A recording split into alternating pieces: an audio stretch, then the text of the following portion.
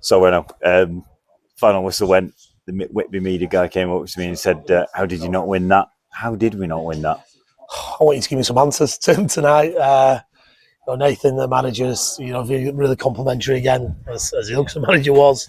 But you can't keep saying it, can you? We haven't won, but we've been super impressive again. And you have to be here to see it, and then fans were here to see it, and we did everything tonight, bar score, and all you can do is keep going. What we conceded 2 before game, we looked so defensively astute with Ollie Byrne and a back four that's got consistency. We rested Chaz tonight. We bring in Hayden, put Munro alongside him. We had 2 out-and-out wide men and Jake Connolly and Jay, and then you go with Jordan Preston and Alfie, and everything clicked. Everything was good. Everything was great. Second half, we got the wind. We sacrificed our way, and we went with literally like a kind of 4 up front. 3 strikers on the pitch at any one time, and we did everything we can, apart from score Buckley's first touch when he came on and got the finish off. The Fondra's header, the penalty that should be right in the last minute, the chances created. But listen, it's not to be. But I'll be honest with him, I'm delighted with the way we're playing. I'm delighted with the group. I'll keep saying it. And I've just said, don't let any negativity creep into our performances, because there's so much to be positive around. And people who've seen it, not people who speculate about it, but people who've seen it, they might look at our points total and go, it's 5 from 12. Difficult 6 games to open with, and we've got 2 games coming up over the bank holiday weekend. It's been a good start, and the side is clicking. So to go back to your original question, how have we not scored? And the Whitby media guy, I don't know. But all we can keep doing is keep making them chances, and hopefully one goes in. Yeah, I mean, sort of my reflection on the game, sort of first half was a bit light. I think both sides knew that the first goal was going to be super important. Basically Whitby aren't scoring that many, they're not conceding any, the same as us. I think there was 1 shot on target from each. Neither goalkeeper was particularly sort of challenged. Second half, I think the changes particularly really sort of changed it up. The Whitby gave their number 4 defensive midfielder the man of the match. I'd have given it to the goalkeeper, because I think he made 3 so important saves. He made 1 where, Jordan Buckley fired straight under him. It must have just caught his rib or something, because it bounced down off the ground and up over the bar, like literally from about a couple of yards out. And then obviously the Fondra's header. We were just peppering that goal, and you're just wondering, is it going to go in? Is it one of those, the goalkeeper pulls out just save after save, and you're thinking. And then, to your point, basically, it's sort of like the final minute of injury time. It's a clear handball. I think we've got a photo of basically his arm extended with the ball bouncing off it. The referee had a good look at it, and he probably thought, no, I'm not going to do it this late in the game. And it's disappointing, because the referee's there to do a job, and so is the linesman, and he's got it wrong. And I've told him he's got it wrong at the end of the game, but we've got to be careful what we say, because you're not allowed to, kind of disagree. And I know that, but you're also not allowed to get decisions wrong like that, because points are valuable, and we deserve the 3 points tonight. But we haven't. You've got to credit Whitby again. They hung in there. They stuck to the task, and they've come away with a point, which Nathan will probably be happy with. For us, though, Tim, we'll go whole sleep tonight. He takes 3 or 4 men on. He comes in on his right foot, chooses to pass and not shoot, and they're the little things. That's the thing about, as the team develops together, the options, the runs, the movement, getting used to Alfie.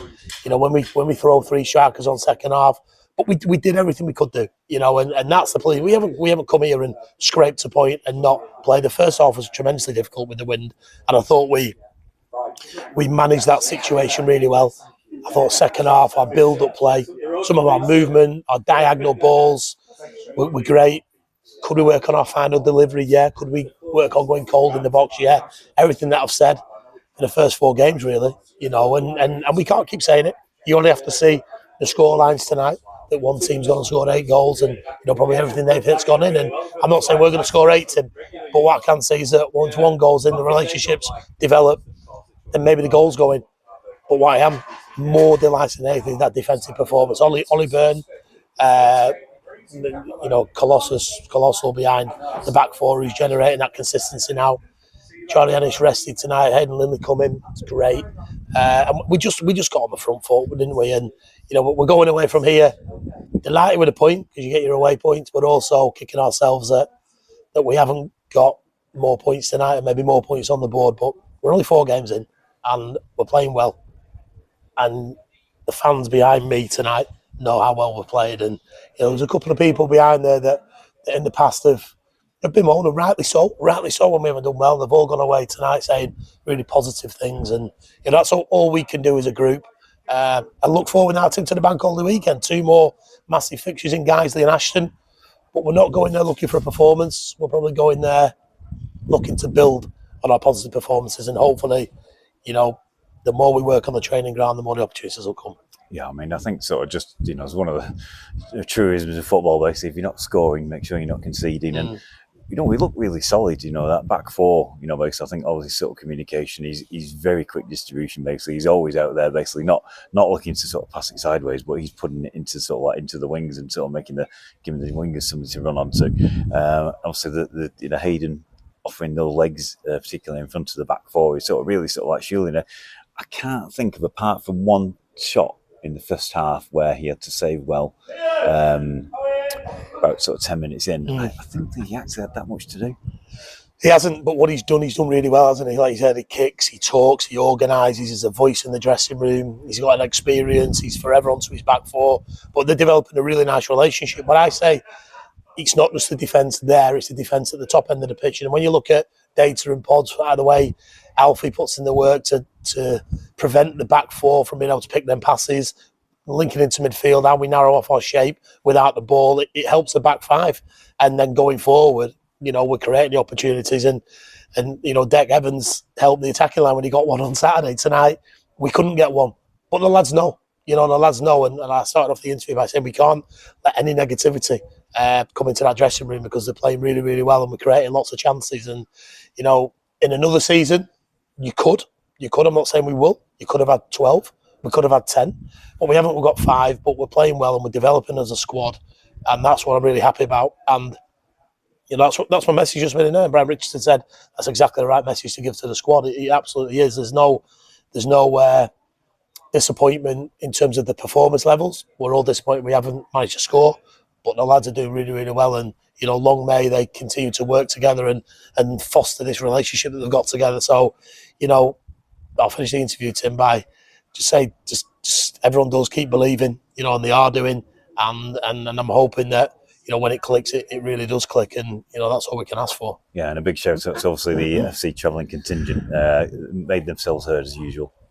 They were absolutely immense. And I say this, and I've said it. It's our job to get them off the feet, and they knew second half that we were getting them off the feet, and their noise helped us drive forward, and it just helps the team. And we're going to need the same at Guiseley. We're going to need the same at home to Ashton. We're going to need the same when we play the next game.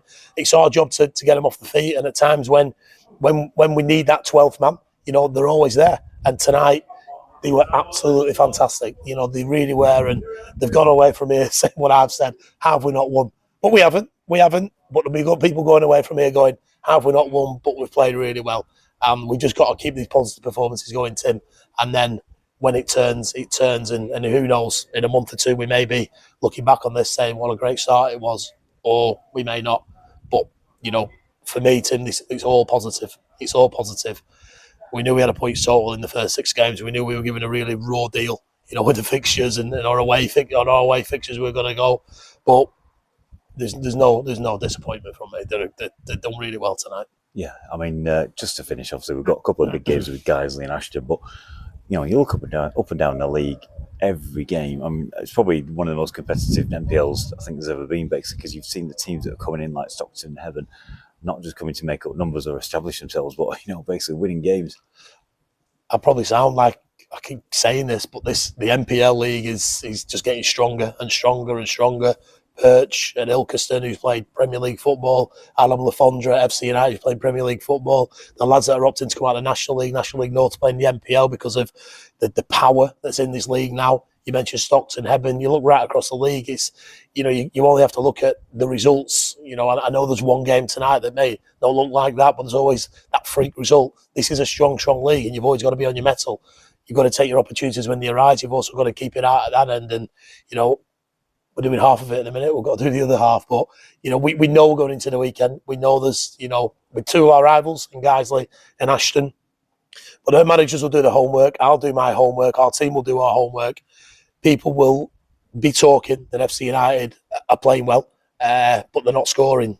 But at least we're playing well and we're creating opportunities. And you know, I just say to them, lads, go cold in the final third, no pressure whatsoever. Keep doing what you're doing, and when it clicks, it will click. And we've come away on a Tuesday night into a really difficult place. We've got a point, and we've got to be delighted with that.